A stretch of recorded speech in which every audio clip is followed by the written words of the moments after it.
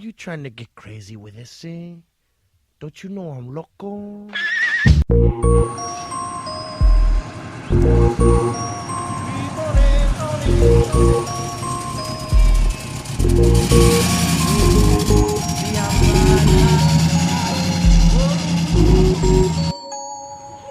Kinda broke the ceiling, y'all, so all I got is fire. I got fire. Like, you have to get. Housekeeping. ¡Males!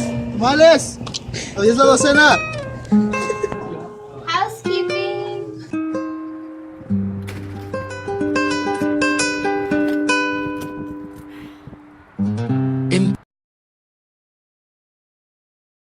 So the reason we did that little intro is because if someone was just going off just what the media said about Mexicans and Latinos in general, they would probably just think that we're cholos, we work all the crappy jobs and all that stuff.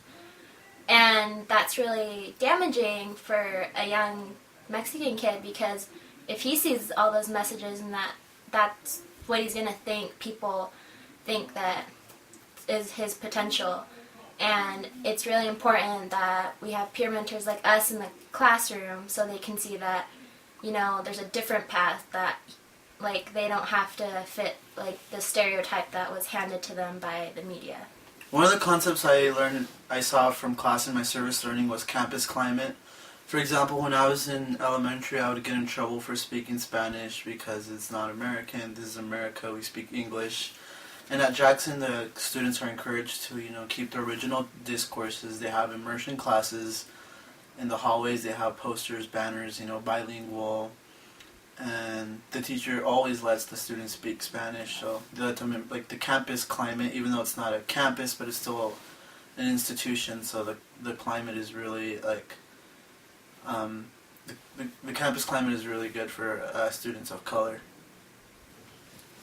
So the concept from class that I saw at my service learning site was reciprocity, when the students and the teacher would engage with each other when they were learning subjects in class. My teacher, she would read along with the children, and she would always make them answer questions, and she'd also ask their opinions on like certain readings, ask if they could relate to it. And so the children were all very interactive with her, and they were all very invested in whatever they were learning. So it was nice to see that kind of learning versus banking.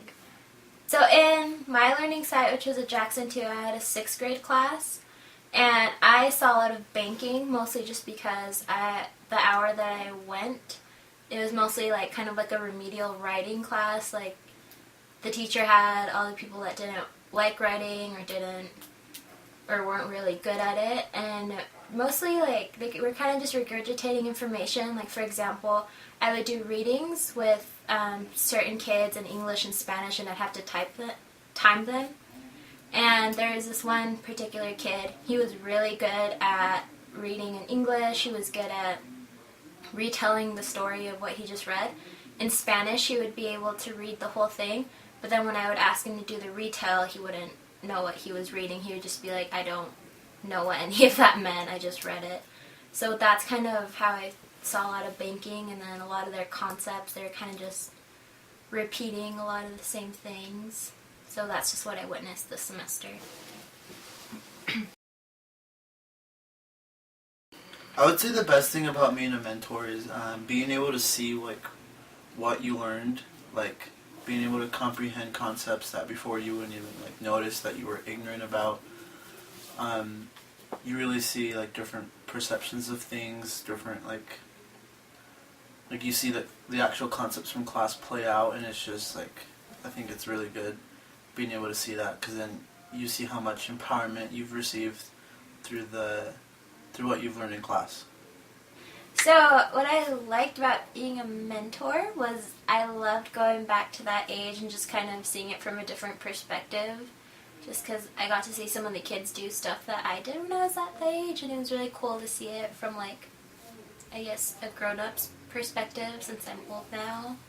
But yeah, that's what I really loved about it, was just going back to elementary and kind of comparing the experiences. So the best thing about being a mentor for me was interacting with the children. I really liked learning about all their different personalities and seeing how they interacted with the teacher, and also I really liked interacting with the 4th grade teacher that I had. So the most challenging thing for me about being a mentor was that all the concepts that we learned in class, like deficit thinking and how little of minorities make it to college, I didn't feel like I was making much of a difference, because most of the time when I would go mentor, I would just sit there and watch the teacher teach. So I didn't get to interact with very many of the children. Like, I wish I could have, like, maybe read with them or actually talk to them more.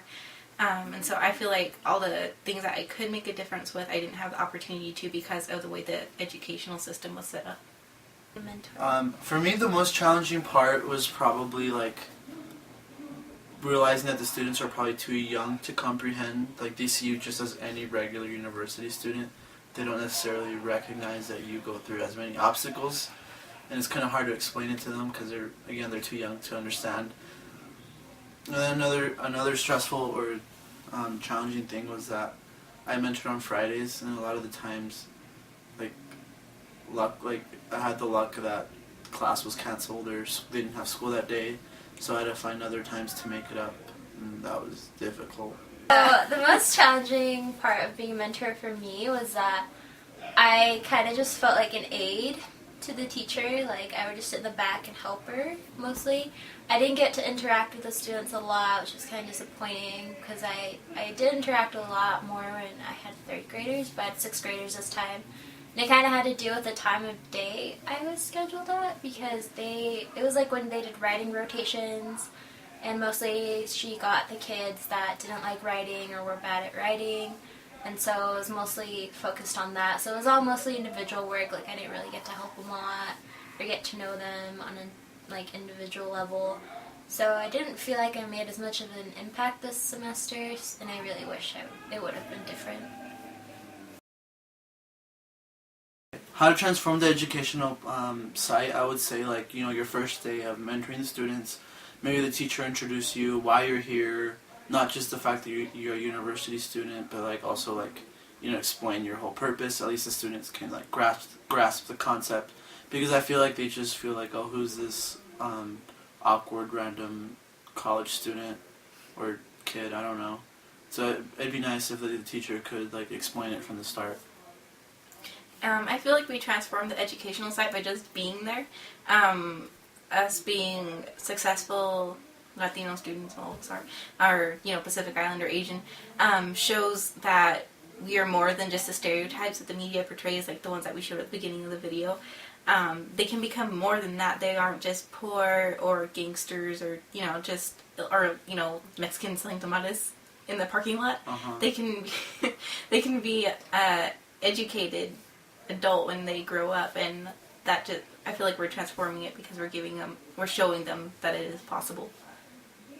Okay, so another way to transform the educational site would be to kind of just team up with the teachers we're working with, and to like just be polite and asking if maybe while you're there you could maybe interact more with the students and kind of just have your own time to kind of let them know why you're there, like what kind of struggles you go through, let them ask questions. Because if we're in there, I mean, yeah, being a visual example does a lot, because they could think, oh, that person looks like me, and that could be me in a few years, but they don't know anything about you, why you're there, what you've gone through. Like, it's kind of pointless. We're kind of just, I don't know, we could end up spending the semester just kind of being a teacher's aide in the back. So I think it's important to kind of be on good terms with the teacher and just kind of ask that of them, if it's possible.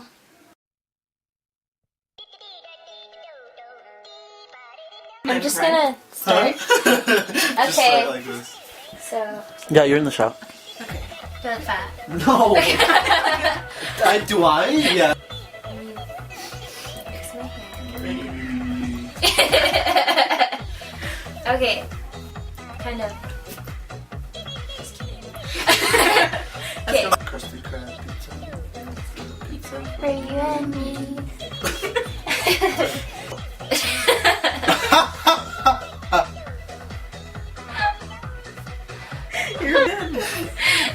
Just Cover your face.